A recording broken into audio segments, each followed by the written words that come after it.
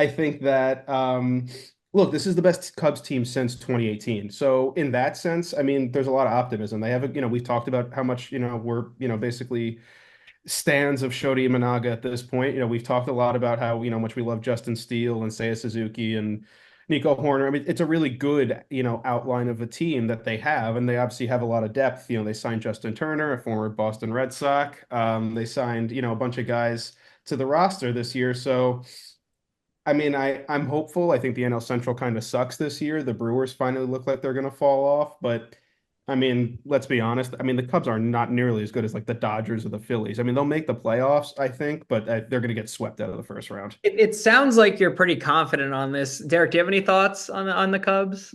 You know what? I think Kyle Tucker adds a really good dimension of some decent outfielding depth and at the plate as well. Can't discount Pete Crow-Armstrong. That guy's going to be a threat on the base paths and in the field. So I think outfield wise, they're pretty set. Rotation, I think, yeah, with Steele, he should bolster a lot of things. Kyle Hendricks still throwing 60 miles an hour, so that should always help them out. Other than that, like I got, I agree with Glick. I think that the Central's wide open.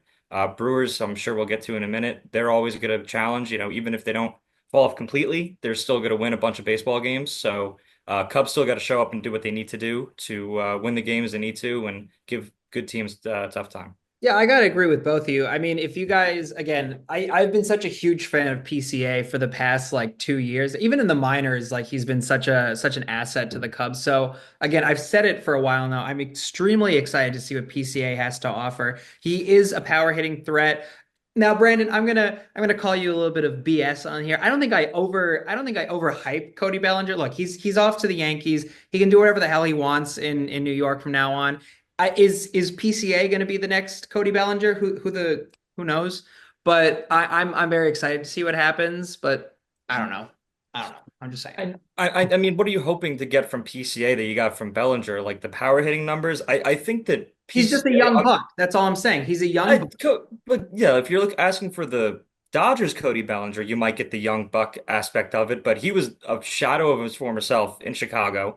He didn't put up nearly the MVP numbers, was not a factor. There weren't any playoff games for him to be in, but didn't factor in any clutch moments, and he wasn't given those opportunities. But I think to compare him to PCA, PCA should get a fresh start, right? He's the guy that's coming in, bringing a lot of youth and doesn't have as much baggage as Cody Bellinger did, right? He came into a situation that wasn't as fortuitous as the Dodgers, where, they seem to turn anybody into an all-star.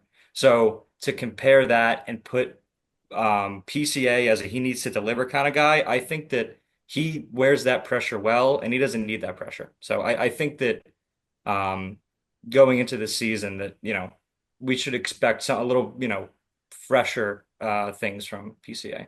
I think there's a lot of eyes on him. I mean, even already, Brandon and I have talked about it in past videos on Northside Baseball that, he's already in spring training. He's delivered a lot of home runs already. So again, everything is speculative right now. Brandon, do you have any thoughts on PCA?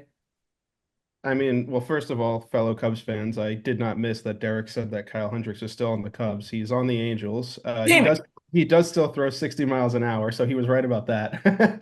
Um, but I mean, yeah, look, PCA was a top pro. I mean, look, they traded Javi Baez for him as part of that trade deadline. That was like the one trade I was happy with, although I do miss Javi Baez. Um, I think that he's the best. I mean, he's the best defensive center fielder in baseball already. He's probably going to steal 50 bases a season if he can get on base. It's just a question of, can he develop into a middle of the order threat? I mean, if he does, he's MVP caliber player. If he doesn't, fine. His defense and base running skills will make him a really valuable, bottom of the order, for WAR kind of a seasoned guy. So I'm not worried. I think that, the Cubs will get so much value out of him as long as he stays healthy that yeah, I mean gravy on top of, the already really good turkey, I guess. That's a terrible analogy, but I mean, it's he's going to be a good player no matter what. It's just a question of, is he going to be a guy who, provides under the radar value, or is he going to be a perennial all-star? Either way, I'm happy with what he does. I have to agree with you. Now, the one thing I will say about PCA that I wish he would change is his haircut. Man, is that thing ugly. I just every season he comes back with a different ugly haircut, and I'm like, oh God, it's got to change.